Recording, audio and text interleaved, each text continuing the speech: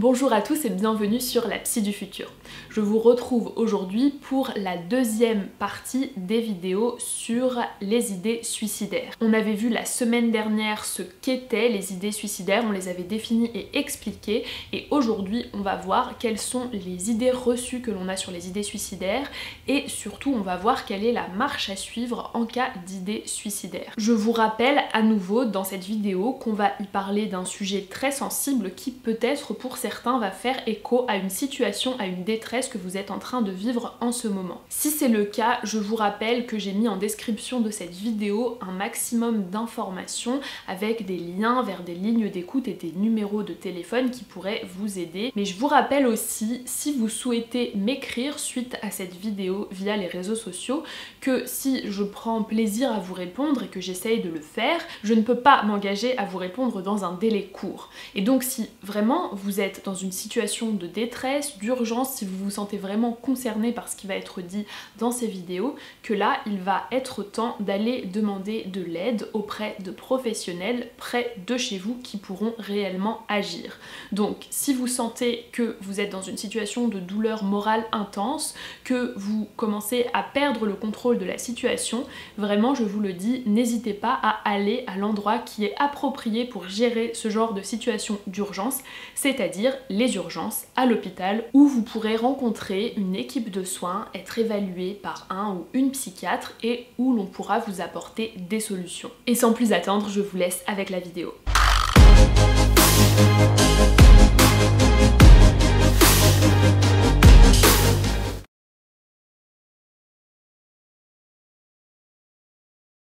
Bonjour à tous, je vous retrouve aujourd'hui dans la deuxième partie de la collaboration que je fais avec la carologie sur les idées suicidaires.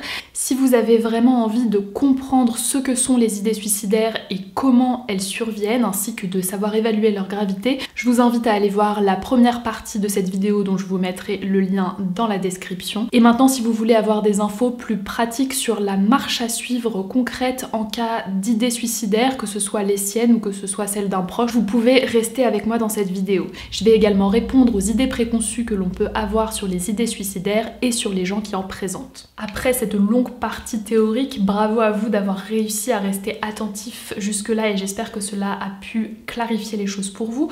Je vais répondre à quelques idées préconçues que l'on a autour des personnes qui ont des idées suicidaires et du suicide plus généralement. Pour cette partie, je vous ai demandé sur Instagram à quoi vous faisait penser cette thématique des idées suicidaires et quelles idées vous aviez au sujet des personnes qui présentaient de telles pensées. Je n'ai pas été surprise des réponses et l'on retrouve à peu près toutes les idées préconçues que l'on a au sujet des idées suicidaires. Certaines de ces idées préconçues sont tout à fait justes et vraies, elles sont avérées, et d'autres par contre ont beaucoup tendance à aller dans le domaine de la morale et je vous expliquerai pourquoi cette approche n'est pas du tout pertinente lorsque l'on parle de suicide et d'idées suicidaires. Certains d'entre vous m'ont dit que pour eux, une personne qui était suicidaire était une personne qui était en grande souffrance. Ces idées-là, comme je vous l'ai déjà dit de nombreuses fois, elles sont absolument vraies. Avoir des idées suicidaires, c'est être dépressif ou c'est avoir un trouble psychiatrique. C'est souvent vrai. Les idées suicidaires et les tentatives de suicide ne surviennent pas toujours chez quelqu'un qui présente une dépression, mais cependant, lorsque l'on évalue a posteriori les personnes qui ont fait un passage à l'acte suicidaire, que celles-ci aient été diagnostiquées et suivies ou non avant, beaucoup d'entre elles présentent en effet tous les symptômes qui pourraient conclure à un épisode dépressif. Cependant, si l'on reprend mon modèle vulnérabilité stress dont je vous ai parlé, ainsi que ensuite le modèle cognitif de développement des pensées suicidaires, vous pouvez imaginer certaines situations où une personne se retrouve sans issue et se met à envisager ce recours fatal alors qu'elle ne présentait pas véritablement de dépression ou de troubles psychiatriques. Un événement de vie extrêmement stressant, par exemple on a eu certains récits dans des pays en voie de développement avec une grande précarité où on retrouvait par exemple certains paysans ou certains commerçants qui avaient fait un prêt très désavantageux qu'ils n'avaient pas réussi à rembourser et qui se sont retrouvés ruinés du jour au lendemain lendemain et pour qui dans leur culture et face à leur famille cela représentait une humiliation tellement énorme que le seul moyen de sortir de cette situation qui pour eux était extrêmement indigne était de se donner la mort. Cependant, une personne qui présente une souffrance psychologique, qui présente des symptômes psychiatriques, qui présente un diagnostic psychiatrique est beaucoup plus à risque de présenter des idées suicidaires. Avoir des idées suicidaires, c'est grave. C'est absolument vrai. Le fait d'avoir des idées suicidaires, d'autant plus lorsqu'elles sont intrusives et que l'on a une véritable intentionnalité de passage à l'acte, est une urgence psychiatrique. Si on demande à quelqu'un qui nous inquiète s'il a déjà pensé au suicide, on risque de provoquer chez lui peut-être des idées suicidaires. Cela, c'est absolument faux. C'est complètement faux. Il y a eu vraiment des études qui ont été faites et qui ont montré que le fait de demander à quelqu'un s'il a des idées suicidaires ou s'il en a déjà eu ne provoque absolument pas des idées suicidaires. Si vous demandez ça à quelqu'un qui n'a jamais eu d'idées suicidaires, il va peut-être vous regarder bizarrement, mais il va juste vous répondre que non, il n'y a jamais pensé. En revanche, ce qui a vraiment été prouvé, c'est que si vous posez cette question à quelqu'un qui a des idées suicidaires, cela va provoquer un soulagement chez lui, que vous ayez pu remarquer sa souffrance, et cela va être une ouverture pour commencer un processus d'aide de cette personne, tout d'abord en l'écoutant, puis en favorisant des soins adaptés. Toutes les idées préconçues du type se suicider ou penser au suicide, c'est faire preuve d'un manque de volonté, c'est un choix, c'est une question d'égoïsme ou c'est une faiblesse. Tout cela, ce sont ce que je vais appeler des idées qui entrent dans le champ moral. Toutes ces considérations-là sont évidemment absolument fausses. Si on pense que quelqu'un qui a des idées suicidaires est quelqu'un de faible, c'est quelque chose de plus complexe que ça. Je préfère plutôt utiliser le terme de fragilité, voire de vulnérabilité, plutôt que de faiblesse. Car dans l'idée de faiblesse, il y a une dimension morale. Alors, il est vrai qu'une personne qui a des idées suicidaires, c'est quelque chose qu'il faut prendre au sérieux, et ça témoigne d'un trouble psychique à part entière. Cette personne présente donc des fragilités sur le plan psychique. Mais ces fragilités ne constituent pas des faiblesses, ne constituent pas une faiblesse morale de la part de la personne. La question du manque de volonté chez des personnes qui auraient tendance par facilité à penser au suicide alors qu'elles pourraient essayer de voir les choses de manière plus positive ou d'envisager d'autres solutions, c'est la même chose, c'est une considération qui n'est pas pertinente. Là, on parle encore dans le registre du moral et on ne parle pas dans le registre du médical. Il en est de même pour la question de l'égoïsme. Cela sous-entendrait que la personne qui a des idées suicidaires a choisi d'avoir ces idées suicidaires et que pour elle, l'idée de recourir à la mort est un véritable choix. Alors que comme on l'a vu plus tôt, l'idée de recourir à la mort, c'est plutôt le résultat d'une absence de choix perçu face à une douleur psychologique intense plutôt qu'un choix véritable et éclairé vers la mort. En fait, ce qu'il faut vraiment retenir, c'est que les idées suicidaires s'inscrivent dans une maladie. On est dans le registre du médical et non dans le registre du moral. Donc, ces symptômes d'une maladie sont des symptômes qui sont involontaires. De la même manière que cela vous paraîtrait absurde de reprocher à quelqu'un, par exemple, qui est diabétique, d'avoir volontairement fait augmenter le sucre dans son sang ou d'avoir volontairement empêché son pancréas de fonctionner. Je sais que certains ne se satisferont pas de ce que je suis en train de dire et qu'ils préféreront considérer le suicide comme une question philosophique ou morale. Je ne vous empêche pas de faire cela, cependant, ce que je vous demande, c'est que lorsque l'on parle d'idées suicidaires dans le présent chez un individu désigné, il serait pour le coup immoral de ne pas le considérer comme une situation médicale puisque c'est une personne qui est à risque d'avoir des conséquences fatales. Et en tant qu'être humain, vous n'allez absolument pas aider à faire avancer la situation si vous la prenez chez un individu d'un point de vue moral. Ce que vous êtes en train de faire, par contre, c'est de ne pas apporter de l'aide à une personne qui est en souffrance. Je sais que parmi les personnes qui peuvent penser qu'il y a de l'égoïsme dans le fait de penser au suicide ou de se suicider, il y en a certainement qui ont connu eux-mêmes dans leur entourage proche quelqu'un qui s'est suicidé et qui ont donc eu le sentiment d'avoir été abandonnés. Voire qui ont eu des personnes dans leur entourage qui n'ont jamais fait de tentative de suicide mais qui ont souvent parlé de leurs idées suicidaires, ce qui les a fait se sentir terriblement impuissants face à cette situation. Je ne suis absolument pas là pour vous culpabiliser ou pour minimiser votre souffrance. Personne ne peut juger la douleur immense que vous avez peut-être vécue dans cette situation. Cependant, de la même manière, vous ne pouvez pas ignorer les émotions et les difficultés médicales des autres et les considérer d'un point de vue moral. Pour cette question morale, je vous envoie vivement vers la vidéo de la carologie qui a elle-même vécu avec des idées suicidaires très dures et très envahissantes. Je pense qu'il n'y a pas mieux comme réponse que de prendre connaissance par soi-même du récit d'une personne qui est passée par cette difficulté. Si on veut être juste et honnête dans son analyse, on ne peut pas occulter le témoignage de personnes qui sont concernées directement par la chose. Et vraiment, Carolina exprime avec beaucoup d'authenticité et beaucoup de justesse cette notion de douleur psychologique intense qu'elle pouvait ressentir. Et honnêtement, pour moi, il est impossible de regarder cette vidéo sans être profondément touché et ému par son témoignage. Et c'est vraiment compliqué, après avoir vu cela, de continuer tranquillement à dire que les personnes qui ont des idées suicidaires sont tout simplement égoïstes ou qu'elles manquent de volonté. C'est vraiment tout le contraire que l'on a comme impression après avoir vu son témoignage. On se dit que c'est une femme terriblement courageuse, qu'elle est passée par des moments de culpabilité énormes et que sa plus grande crainte était au contraire de faire souffrir les gens autour d'elle, alors qu'elle-même était en train de lutter tous les jours contre une souffrance invivable. Les idées suicidaires, puis le suicide, ce ne sont pas un libre choix, mais c'est une conséquence face à l'absence de choix perçu par la personne dans une situation donnée. La chose qui est particulière avec les idées suicidaires, c'est qu'il s'agit de pensées, il s'agit de ses propres pensées, donc elles appartiennent à la personne qui les ont. Cependant, ces pensées constituent également en elles-mêmes un trouble psychologique que l'on peut considérer à part entière. Très souvent, les idées suicidaires surviennent chez une personne qui a déjà une maladie psychiatrique. Cependant, maintenant, on considère le fait d'avoir des idées suicidaires et de faire des tentatives de suicide comme un trouble à part entière. On l'appelle le trouble des conduites suicidaires et on lui réserve aujourd'hui une place à part entière comme un trouble isolé dans la classification internationale des maladies psychiatriques. Parce qu'elles sont non seulement très souvent associées à un trouble psychiatrique. On retrouve également chez les personnes qui ont des maladies physiques très intenses, notamment avec des douleurs physiques très intenses, plus de tentatives de suicide puisque ces personnes cherchent par ces moyens à échapper à leur douleur physique. On peut donc considérer ces idées suicidaires comme un symptôme, le symptôme d'une maladie psychiatrique, mais également comme une maladie psychiatrique à part entière. J'espère que vous aurez compris le message de la vidéo quant à ce point-là. La question des idées suicidaires, si on peut l'analyser d'un point de vue philosophique, sociologique, artistique, lorsque l'on est face à quelqu'un qui présente des idées suicidaires dans l'instant présent,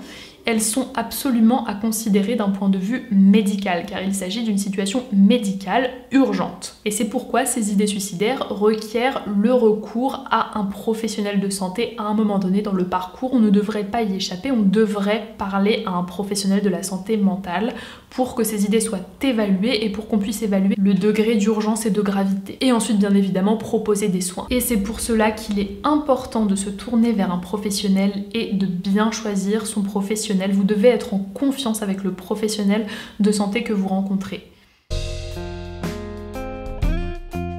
Pour les personnes qui ont potentiellement un proche qui les inquiète sur le plan psychologique et qui pensent que peut-être cette personne pourrait avoir des idées suicidaires ou alors qui savent que cette personne a eu ou a des idées suicidaires. Il faut connaître certains signes d'alerte qui, s'ils sont présents, doivent nous inquiéter et nous faire recourir à un certain nombre d'actions et de demandes d'aide dans le milieu du soin. Je vous ai déjà donné les terrains chez des personnes et les événements de vie qui étaient particulièrement à risque d'être le terreau d'idées suicidaires. Donc bien évidemment, ces situations-là doivent amener une certaine vigilance. Mais chez une personne donnée, il faut en plus de cela connaître certains signes d'alerte au niveau de son comportement, de ses émotions et de son discours.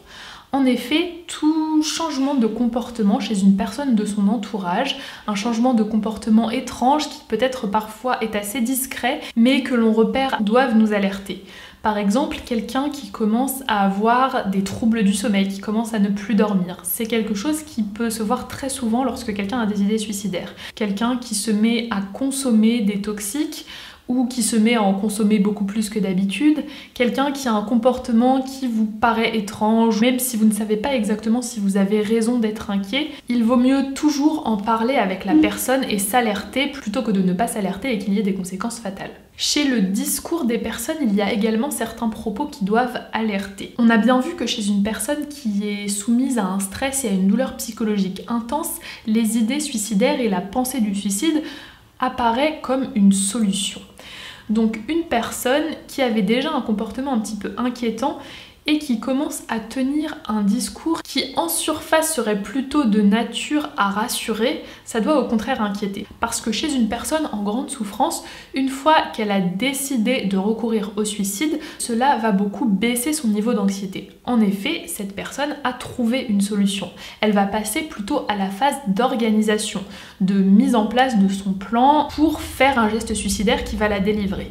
Du coup, une personne qui tiendrait un discours un petit peu flou et faussement rassurant du type « bientôt tout va s'arranger »,« bientôt vous n'aurez plus de problème avec moi »,« maintenant l'avenir me paraît beaucoup plus clair », c'est quelque chose qui doit inquiéter. Il faut demander à la personne de préciser ses propos parce qu'il est possible que cette personne fasse référence au suicide qu'elle est en train de planifier. Enfin, une personne qui laisse transparaître ou qui exprime des émotions négatives doit toujours alerter.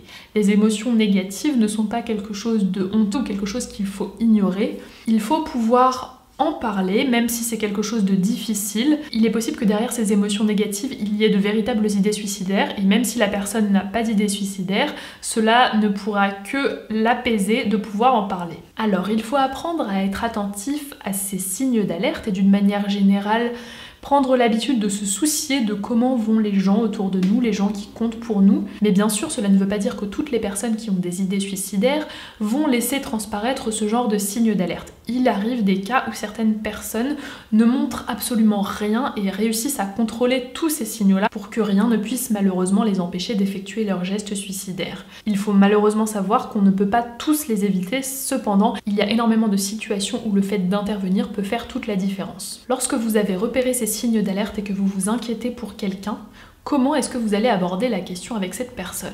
On a vu que le fait de demander à quelqu'un s'il a des idées suicidaires n'allait pas les provoquer, cependant, bien sûr, et vous avez raison, vous n'avez pas envie d'être intrusif et de faire encore plus souffrir la personne. La meilleure chose à faire est tout simplement de verbaliser votre inquiétude avec bienveillance. Vous pouvez dire à la personne « J'ai remarqué qu'en ce moment tu avais changé de comportement, j'ai remarqué qu'en ce moment tu avais l'air triste, est-ce que tu peux me dire comment tu te sens ?» Ces phrases toutes simples, le fait de témoigner son inquiétude, vont mettre la personne en confiance et vont favoriser le dialogue et la confidence de ses idées suicidaires. On a souvent tendance à être extrêmement stressé à l'idée que quelqu'un nous fasse part de ses idées suicidaires et c'est totalement normal et humain. Parce qu'on a tendance à s'imaginer qu'il faut que l'on trouve quelque chose à répondre, que l'on trouve une solution pour la personne et que si l'on ne trouve pas cette solution, ça veut dire qu'on n'a servi à rien. Ça n'est absolument pas vrai. La personne elle-même est dans une situation difficile et n'arrive pas à trouver de solution pour elle-même. Elle ne s'attend pas à ce que vous régliez ses problèmes en un coup de baguette magique. Par contre, l'écoute bienveillante et active que vous pourrez lui apporter lui sera d'une grande aide et va au moins permettre de temporiser la situation, d'apaiser la situation pour avoir le temps de recourir par exemple à un professionnel de santé et de trouver des solutions sur le plus long terme.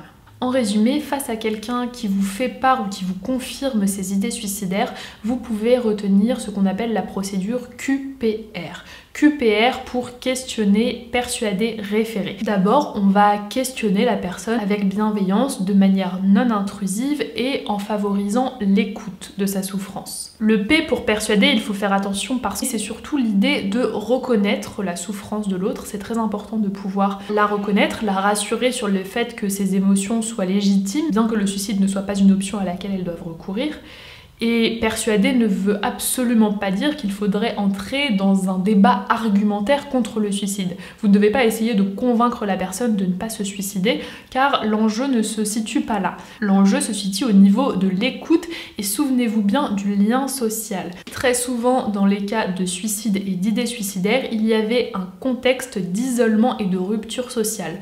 De nombreuses études, encore une fois, prouvent que dès que l'on fait des actions qui favorisent le lien à d'autres et le soutien interpersonnel, les suicides et les idées suicidaires ont tendance à diminuer. Donc le simple fait d'être présent, d'être une oreille à l'écoute et prête à aider la personne va faire diminuer ces idées suicidaires et va permettre de trouver d'autres solutions. Enfin, le R, référer, qui veut dire plutôt orienter, va être l'étape où on va solliciter de l'aide à un professionnel de santé et mieux à un professionnel de santé mentale. Demander de l'aide médicale dans une situation comme celle-ci est difficile, donc la meilleure chose que vous pouvez faire, c'est d'accompagner la personne dans ce processus. L'accompagnement de la personne vers les soins, ça va être déjà de ne pas la laisser seule et vulnérable, parce que en fonction de l'urgence et de la dangerosité de ces idées suicidaires, on va rester à proximité de la personne. On va également, dans la mesure du possible, retirer les moyens létaux à disposition, qui permet dans une situation d'urgence et donc dans l'immédiat de diminuer drastiquement la mortalité par suicide.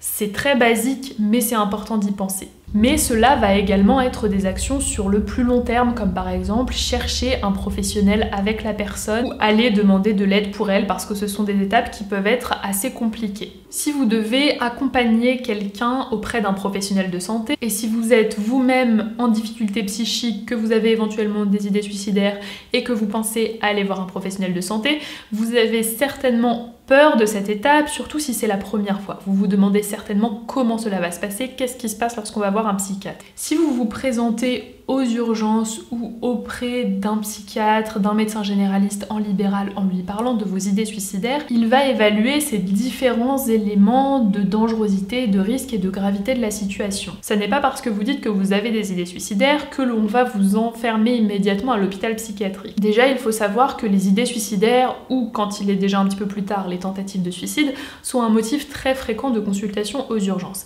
C'est un motif médical dont il ne faut pas avoir honte et qui est une véritable urgence. Il existe bien sûr des hospitalisations pour cause d'idées suicidaires, mais quand ces hospitalisations arrivent, elles ont pour but de vous protéger. Ces hospitalisations sont dans la majorité des cas et dans la mesure du possible faites avec la collaboration du patient, c'est-à-dire qu'on va discuter avec vous pour savoir ce qui vous ferait le plus de bien pour surmonter cette crise suicidaire. Chez certaines personnes, l'idée d'être hospitalisée est tellement insupportable que cela aggrave leurs idées suicidaires. Dans ce cas, on va faire un maximum pour établir un cadre sécurisé pour que la personne puisse être le mieux possible tout en la protégeant. Cela peut être en impliquant l'entourage qui pourra être à proximité ou être sollicité en cas d'idées suicidaires trop envahissantes. Cela peut être en donnant à la personne qui a des idées suicidaires un numéro de téléphone à contacter en cas d'urgence si jamais ces idées suicidaires devenaient encore plus envahissantes et que l'envie de mourir se faisait vraiment immédiate. Il y a des tas et des tas de choses qui peuvent être mises en place pour éviter l'hospitalisation en cas d'idées suicidaires. Cela, c'est pour régler la question de l'urgence, mais dans un deuxième temps, le fait d'avoir un contact avec un professionnel de santé va permettre d'effectuer une orientation et une mise en place d'un suivi sur un plus long terme pour pouvoir s'occuper de la souffrance sous-jacente et éventuellement du trouble psychiatrique ou psychologique qui sous-tend cette souffrance et ces idées suicidaires. L'objectif est vraiment de vous aider à aller mieux et de trouver des alternatives au suicide, à cette souffrance qui est en train de vous arriver. Enfin, en dernier point, il me semble important de mentionner quelque chose qui existe et qui pourra beaucoup vous aider, que vous ayez des idées suicidaires ou que vous en ayez eu par le passé, et a fortiori que vous ayez fait une tentative de suicide par le passé, c'est le fait de réaliser ce que l'on appelle un safety plan ou un plan de sécurité avec un professionnel de santé. Et ça peut être très large, ça peut être avec un infirmier de confiance, ça peut être avec son psychologue, ça peut être avec son médecin généraliste, avec son psychiatre. Tout professionnel de santé peut réaliser avec vous le plan de sécurité. Ce plan de sécurité, c'est très important qu'il soit réalisé en dehors d'une situation de crise suicidaire. Quand vous êtes en crise suicidaire, ça n'est pas possible de faire le plan de sécurité. Là, il y a d'autres choses à faire que j'ai déjà détaillées. Mais dans une situation où vous êtes en dehors d'une phase d'idée suicidaire, il faut pouvoir penser et réaliser ce plan de sécurité en collaboration active avec un professionnel de santé. Ce plan de sécurité doit être vraiment personnalisé à vous et vous devez le faire avec vos propres ressources et trouver des solutions qui sont vraiment personnalisées à votre cas individuel. L'idée du safety plan, elle est très simple. C'est que en cas d'idées suicidaires qui reviendraient, il faut avoir un plan avec différentes étapes graduelles pour savoir réagir au cas où ces idées suicidaires surviendraient à nouveau. Quand vous repérez qu'il y a des petits symptômes, même subtils, de crise suicidaire qui refont surface, il faut commencer à mettre en place la première étape du plan. Si la première étape ne fonctionne plus, il faut passer à la deuxième, puis à la troisième, et ainsi de suite. Chaque étape doit être extrêmement détaillée parce que, comme on l'a vu au niveau du modèle cognitif en cas d'idée suicidaire, lorsque les idées suicidaires commencent à venir et lorsque l'on est dans une situation d'impasse, on n'arrive plus très bien à réfléchir et notre capacité de prise de décision, elle diminue. Donc le fait que toutes ces étapes aient été bien détaillées à l'avance va vous permettre de savoir réagir sans avoir à vous poser 1 milliard de questions. La première étape, ça va vraiment constituer au repérage des signes d'alerte.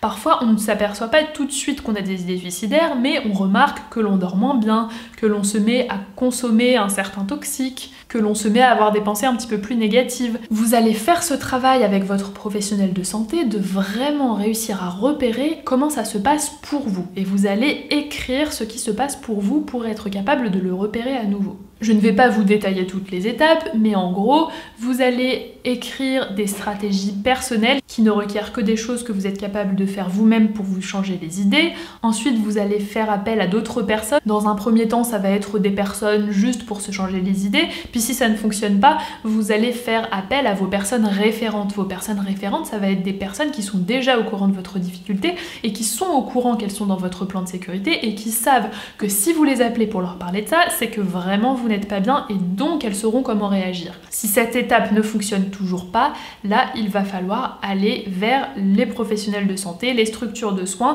et dans votre plan de sécurité, vous allez écrire le nom de ces personnes professionnelles de santé à contacter ainsi que leur numéro. Ce plan de sécurité devra également contenir la recherche des facteurs protecteurs et des éléments qui vous retiennent de faire un passage à l'acte suicidaire. Enfin, ce plan de sécurité, une fois qu'il a été réalisé, il devra être mis dans un endroit que vous avez choisi et que vous avez déterminé avec le professionnel de santé. Cela peut être sur votre portable, cela peut être dans un endroit visible de votre appartement. En tout cas, l'idée c'est que tout doit être bien détaillé pour que vous ne soyez pas pris de surprise en cas de nouvelles situations urgentes. Si vous avez un psychiatre ou un psychothérapeute et que vous n'avez pas fait de plan de sécurité, vraiment, vous pouvez aller lui en parler et le faire avec lui. Peut-être qu'il n'y a pas pensé. C'est une solution qui ne vous coûte rien, qui ne prend pas longtemps, qui demande juste une consultation avec le professionnel. Et c'est une solution qui vous apporte un vrai filet de sécurité et qui a montré ses preuves scientifiquement. Cette vidéo a été longue, lourde et complexe car ce n'est pas un sujet facile autant émotionnellement qu'intellectuellement. Alors je vais m'arrêter là sans faire de longs discours. Encore une fois, je vous invite chaleureusement à aller regarder la vidéo de la carologie. N'hésitez pas à me faire part de vos réflexions dans les commentaires.